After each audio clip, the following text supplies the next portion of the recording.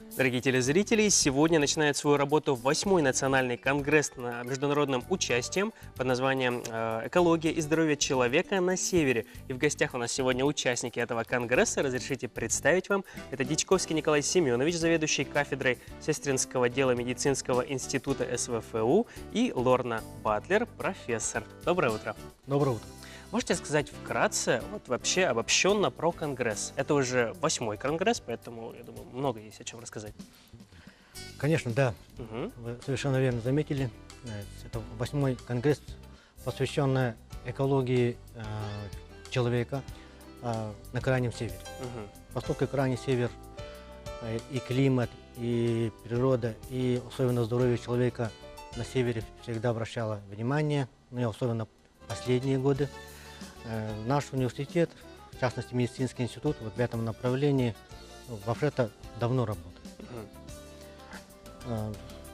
Многие наши исследования, многие наши научные темы по защите кандидатской диссертации, по защите докторской диссертации, они были посвящены адаптации человека на севере, они были посвящены влиянию холода на здоровье человека. Как много спикеров приглашено на конгресс? Вообще-то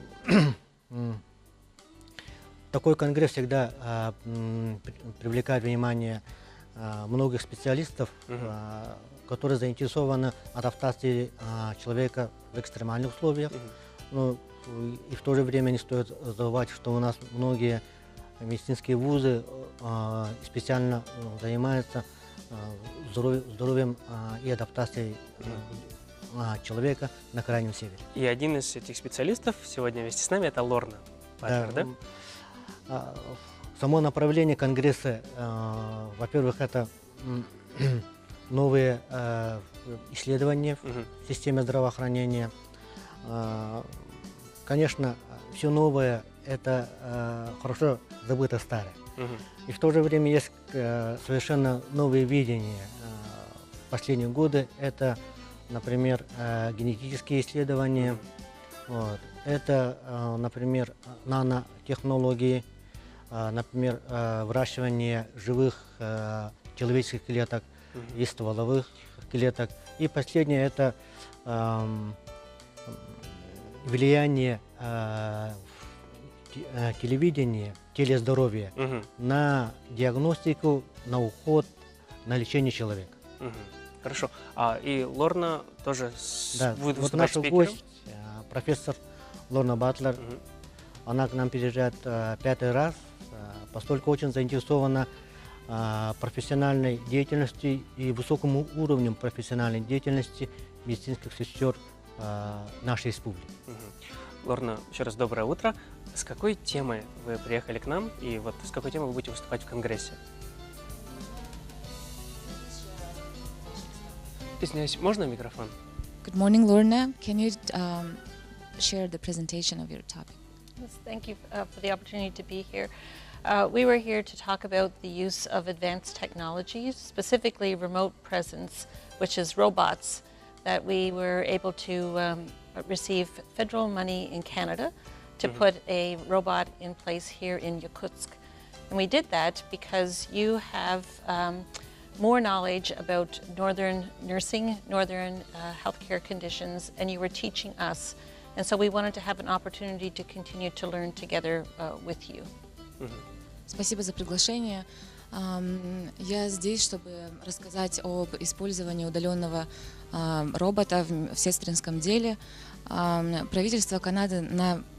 Фонд правительства Канады выделил деньги в свое время для покупки 2 роботов. Мы их подарили республиканским больницам номер 1 и номер 2, поскольку вы имеете большой опыт в сестринском деле на севере. И поэтому мы хотели бы продолжить исследования в этой сфере и продолжаем сотрудничество. Большое спасибо вам. Вы у нас тоже будете выступать спикером, я знаю. Какую тему вы будете освещать?